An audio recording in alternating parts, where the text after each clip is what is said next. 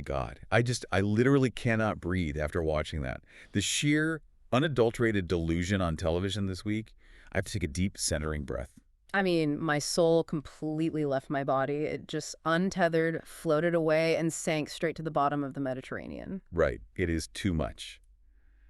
Babes, welcome back. We love you. We see you. And honestly, we need you today. We really do, because watching below deck after the kind of day we just had, it is a lot. It is so much like watching this crew after a long, grueling day at the dental office. Feels like switching from one customer service survival challenge directly into another one. Yeah, except on the super yacht, the people screaming at you are wearing designer swimwear and drinking rosé. And we just have patients and bibs complaining about fluoride. But to the Snark Squad, I am officially announcing that the limoncello spritzes are heavily flowing tonight. Oh, heavily. They are poured, they are icy, and they are mandatory. Mandatory. Because this specific level of Mediterranean fantasy, combined with our desperate need for emotional recovery, absolutely requires alcohol. Cheers, babes, to surviving another workday. Cheers to that. Because, I mean, the daily grind has been exceptionally grinding lately. It really has. And just to remind the Snark Squad, in case you forgot our actual lives outside of reality TV, Yeah. we are both working dentists. At different clinics, yeah. Just toiling away completely at the mercy of the general public's oral hygiene. And their psychological quirks, which is terrifying. So I need to know, give me your highs and lows from the office today. Because I need to know I am not suffering alone in this industry. Oh, you are definitely not alone. My high was actually in the break room. It was this beautiful moment of collective hysteria. I love break room hysteria. What happened? So one of my coworkers, completely out of nowhere, delivered this flawless, dead-on impression of our clinic manager trying to fix our broken scheduling software. Stop. Was it accurate? It was painfully accurate. We just completely lost it. Like a full-blown, breathless, tears in our eyes, laughing fit. That is the best feeling. Yeah. When you just lose it with your coworkers. Right. It was surprisingly well-executed teamwork, just ruthlessly roasting the absolute technological chaos of our front desk. It gave me the serotonin spike I desperately needed. A gut-busting laugh is literally medicinal. You need that solidarity. But what was the low? Because I know there was a low. Oh, the low hit like a freight train. It was that cursed mid-afternoon hour where the schedule just completely implodes. Oh, no. Not the afternoon schedule collapse. Yes. Every single chair was full. We had 2 emergency walk-ins, one with a cracked molar, and the hygienist was running like 20 minutes behind. That is a nightmare. You're just sweating under the PPE. Literally sprinting from room to room, putting out fires, trying to project this aura of total calm while my internal alarm bells are just shrieking. It's the crisis management with tiny mirrors. It's so stressful. It is. And I finally get a fraction of a second to breathe, right? I wipe the sweat off my forehead. I look up at the clock, completely convinced it has to be at least 5:15. Let me guess. It was absolutely not 5:15. It was somehow exactly 2 p.m. No. That is soul-crushing. That is the kind of psychological warfare that makes you question going to dental school. I almost burst into tears in the hallway. I mean, dentistry is what, 10% actual healthcare? And 40% high-stakes customer service. And 50% sheer crisis management. It is exhausting. But what about you? What was your high and low? Okay, so my low was this hyper-anxious patient right after lunch. The dreaded post-lunch panic. Oh, I hate the post-lunch appointments. They are always so jittery. So jittery. This patient tested every single ounce of my professional patience. Every time I moved a tool a fraction of an inch, they flinched violently. If my breathing changed rhythm, they stopped me to ask if something was wrong. You basically have to be their therapist while holding a drill. Yes. Every step had to be paused and negotiated. What was supposed to be a 45-minute block dragged into this endless 2-hour emotional support marathon. It drains your life force. You are regulating their nervous system while doing a technical job. Exactly.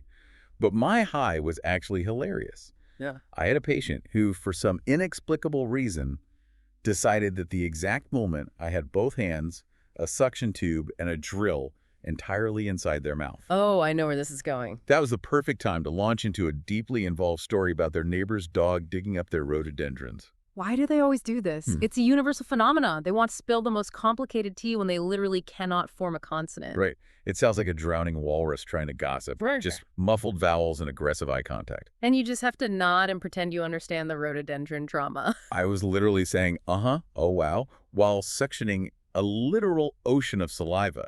It was the funniest interaction, purely because human nature is so absurd. It really is. We deal with so much. We do. And honestly, dealing with all of this today triggered this massive, violent spiral of jealousy that I've been holding in since yesterday. Uh-oh. I feel like we are on the same wavelength here. Are we talking about the Canadian jealousy spiral? Yes, I am fully trapped in this vortex. I am furious about Canadians having a long weekend yesterday. I have been in this vortex since yesterday morning. It is all-consuming. They had a long weekend for what? A civic holiday? I don't even know what that means, but I'm outraged. I felt like a targeted crime against my mental health. The absolute torture of scrolling through social media yesterday while sitting in a sterile clinic smelling like latex. It was brutal. Everywhere I looked, people were at picturesque cottages, pristine lakes. No mosquitoes anywhere, just perfectly curated BBQs.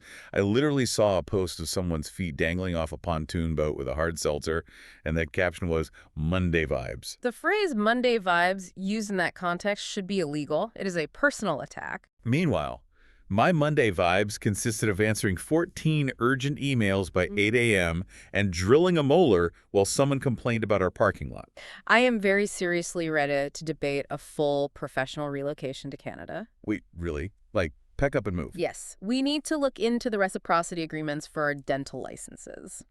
I am completely willing to move to Toronto purely for the additional statutory holidays. I mean, I require those extra long weekends on a biological level. Exactly. I need them for my continued survival. Babes, we support Canada, we truly do, but emotionally. We were fundamentally unprepared for that level of intense vacation energy to hit our feeds. It stung deeply, especially because the only thing bringing me actual joy right now is my current unhinged food fixation. Oh, please share. What is keeping you going? Cajun-style corn on the cob. Stop. That sounds incredible right now. I am fully obsessed. The exact mechanics of it are a masterpiece. You take the boiled corn, slather it in a medically inadvisable amount of butter. The only way to eat butter, honestly. Add minced garlic, and then you roll it in a completely unreasonable, heart-stopping amount of Cajun seasoning. Like enough seasoning to make you actively cough if you inhale too closely. Exactly. You want it to look like it fell into a spice factory. And it brings up this existential culinary question. Is corn secretly one of the greatest foods ever created? I mean, you can literally turn a basic yellow vegetable into a full personality trait if you use enough Cajun seasoning. I'm eating it every single day. It is the perfect delivery system for fat and spice. It is so economically reliable, too. But honestly, as much as I love a good food fixation, even eating corn feels exhausting right now because we're just going to be this tired forever. Oh boy, here we go. The deep existential spiral. We are plummeting. I cannot help it. I was eating dinner last night, staring at my beige wall and remembering when we could go out, have drinks, stay out until 2 a.m. and just function normally the next day. I remember it only as a myth, like an ancient legend from a civilization I no longer belong to. Right. Because now I require a full 24 hours of recovery time just from the sensory overload of grocery shopping. Navigating the produce aisle is a high-stakes mission now. If I have to make decisions about the ripeness of avocados, my central nervous system becomes so depleted, I need a nap. It is deeply tragic. I caught myself the other day raving with genuine enthusiasm about finding shoes with proper arch support. Oh my God, the arch support realization is so real. And realizing I finally have a high-quality mattress. It was the highlight of my fiscal quarter. What happened to our brains? Is adulthood really just a series of increasingly sophisticated naps? That is the core question. Is it aging? Is it burnout? Or is it simply the tragic reality of being employed? Babes, if this is what being old feels like, I would like to formally request a software update. A complete factory reset is required. The battery will not hold a charge. But babes, enough about our dental exhaustion, Canadian jealousy, Cajun corn, and our ongoing battle against permanent tiredness. Yes, let us pivot. Let's head to the Mediterranean, where the crew is somehow surviving on 3 hours of sleep and pure chaos. I am so ready to unpack the absolute disaster that was this week's episode. Let's start with the deck team. Specifically, Nathan's spectacular downfall. Because we have to remember, the ghost of Sheetgate is still haunting this boat. Ugh, Sheetgate, the most biologically hazardous act of roommate terrorism to ever occur on a yacht. Literally. Let's remind the Snark Squad. Luke hooks up with Jen, but they do it in Nathan's bed. They leave the sheets completely soiled, and Luke just doesn't say anything. He leaves his direct supervisor to sleep in a compromised bed. It shows zero empathy. And then when confronted, he throws a volatile tantrum and quits. Leaving the boat totally short-handed, so the deck department is already in shambles. And we open this episode on charter day, and where's Nathan? Nowhere. He is absolutely nowhere to be found. He arrives over an hour late on charter day. Yeah. And he refuses to give Captain Sandy or his crew any details. He just mumbles about a difficult morning at home. Which, okay, we know he is dealing with Gail and their 4-week-old baby off the boat. Right. And honestly, my empathy really kicked in here. I feel for the guy. The emotional toll of leaving your tiny baby every day to manage a super yacht. Sleep deprivation completely destroys your emotional regulation. Gail isn't sleeping. The baby isn't sleeping. Of course he had a difficult morning. Oh, please. I hear your empathy, but no, I am pushing back incredibly hard on this narrative. Oh, bring the snark, Jay. Let's hear it.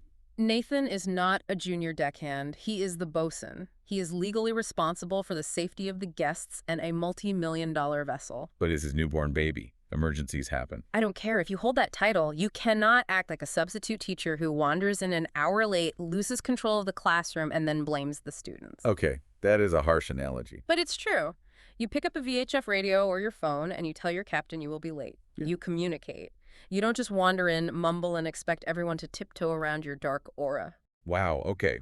I see how his lack of communication set a disastrous tone. Because the paranoia that sets in immediately after is insane. The water toy fiasco. A masterclass in sheer incompetence. It was painful to watch. The guests want all the toys. Jet skis, sea bobs, e-foils, the massive slide, and Nathan refuses to use the yacht's crane for the heavy inflatables. To save time, he claims. Which never saves time. Basic physics. A sea bob weighs like 75 pounds.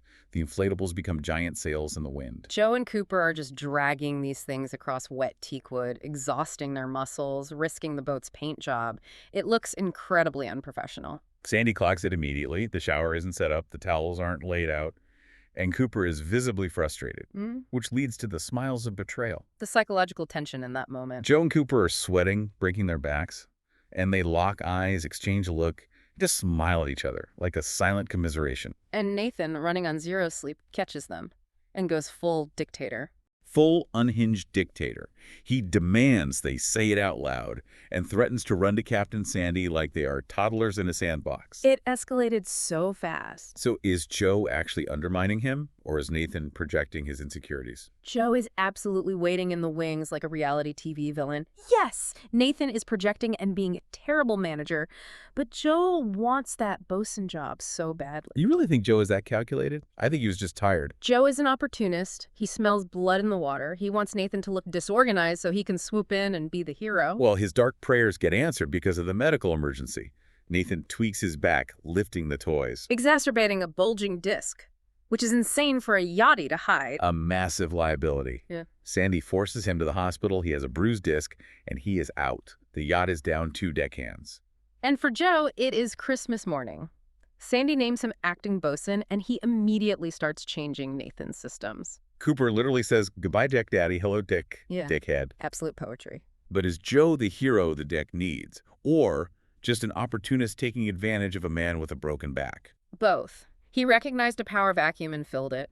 And frankly, they needed it. Nathan was leading them into a ditch. Under Joe, the exterior service actually improved. That is fair. But the lack of manpower outside forces a massive shift inside.